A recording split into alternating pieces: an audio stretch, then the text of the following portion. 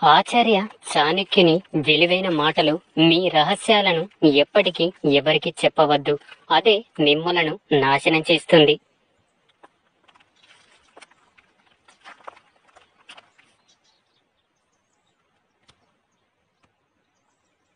నీవు విజయం సాధిస్తే నీ శ్రేయోభిలాషులకు నీవేంటో తెలుస్తుంది. ఒకవేళ అపజయం పొందితే నీ శ్రేయోభిలాషులకు ఎవరో నీకు తెలుస్తుంది.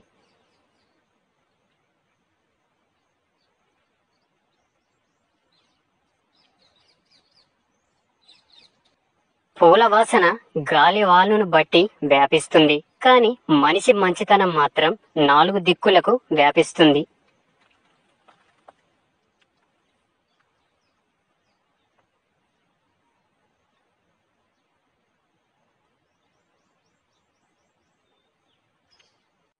మన మీద మనకుండే నమ్మకం శత్రువును భయపెడుతుంది. మన మీద మనకుండే అపనమ్మకం శత్రు బలాన్ని పెంచుతుంది.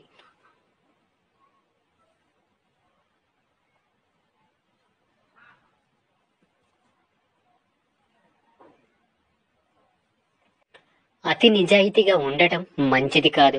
చెట్లు కొట్టడానికి వెళ్లేవాడు ముందుగా నరికేది నిటారుగా సాఫీగా ఉన్న చెట్లనే కదా.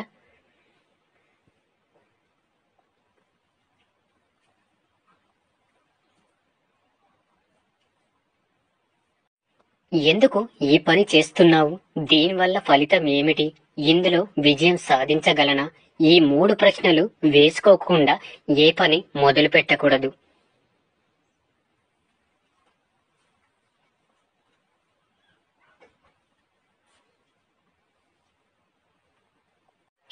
ఎవ్వడు ఎలాంటి స్వార్థం లేకుండా మరొకడితో జతకట్టడు.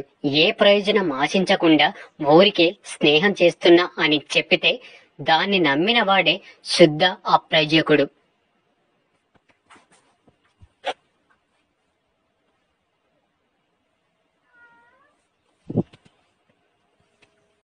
భగవంతుడు విగ్రహాల్లో ఉండడు.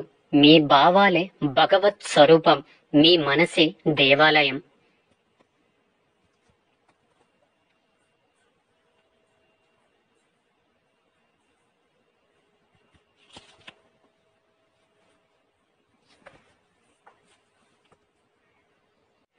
మనిషి తన చేతలతో గొప్పవాడు అవుతాడు, కాని జన్మత కాదు.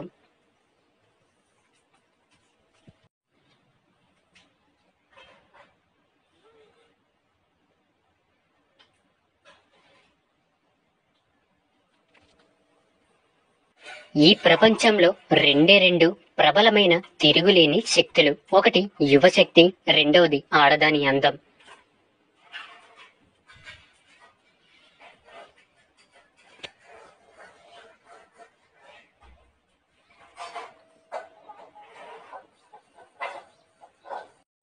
వేరే వారి తప్పుల నుండి పాఠాలను నేర్చుకో. ఎందుకంటే అన్నిటినీ నీ సొంత అనుభవంతో నేర్చుకోవడానికి నీకు ఈ జీవితకాలం సరిపోదు.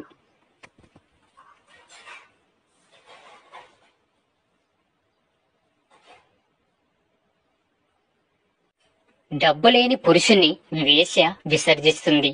ఓడిపోయిన రాజుని ప్రజలు విసర్జిస్తారు. పళ్ళు ఇవ్వని చెట్లని పక్షులు విసర్జిస్తాయి. ప్రపంచంలో అందరూ వారి వారి స్వలాభాన్ని చూస్తారు. ఎప్పటి వరకు మన నుండి జనాలకు లాభం ఉంటుందో అప్పటి వరకే మనకు విలువ ఉంటుంది.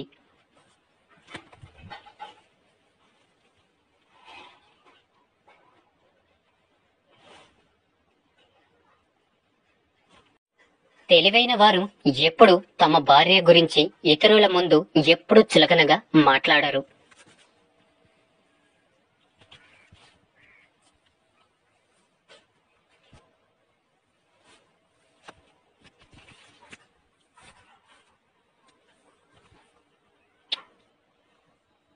మీరు మీ కర్మని నమ్మండి, కానీ రాశులను మాత్రం కాదు. ఎందుకంటే రాముడిది రావణాసుడిది ఒకే రాశి, కానీ ఎవరి కర్మానుసారంగా వారు తమ ఫలితాలు పొందారు.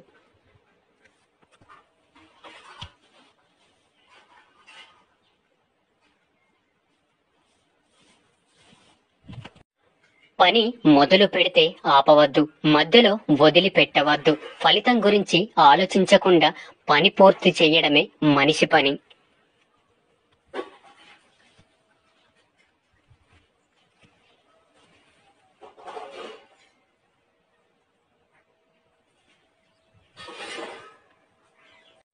మనిషి జీవితంలో చేసే 7 తప్పులు: 1.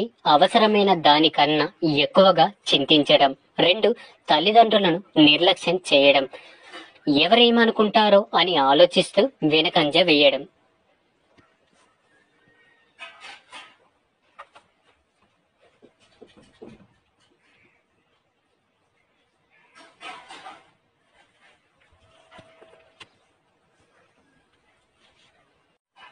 ప్రేమించిన ఆత్మీయుల వద్ద నిజమైన ఫీలింగ్స్ చూపించలేకపోవడం.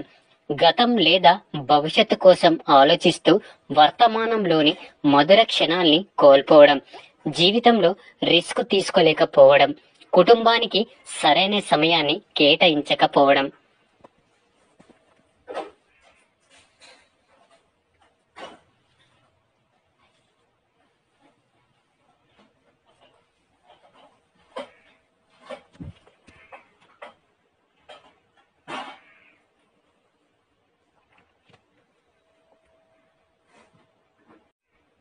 ఎవ్వడు ఎలాంటి స్వార్థం లేకుండా మరొకడితో జతకట్టడు.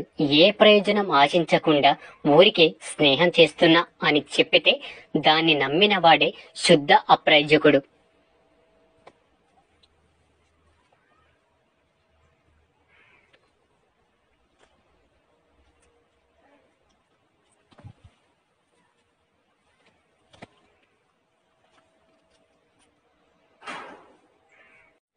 డబ్బులేని పురుషుణ్ణి వేష విసర్జిస్తుంది. ఓడిపోయిన రాజుని ప్రజలు విసర్జిస్తారు. పళ్ళు ఇవ్వని చెట్లని పక్షులు విసర్జిస్తాయి. ప్రపంచంలో అందరూ వారి వారి స్వలాభాన్ని చూస్తారు. ఎప్పటి వరకు మన నుండి జనాలకు లాభం ఉంటుందో అప్పటి వరకే మనకు విలువ ఉంటుంది.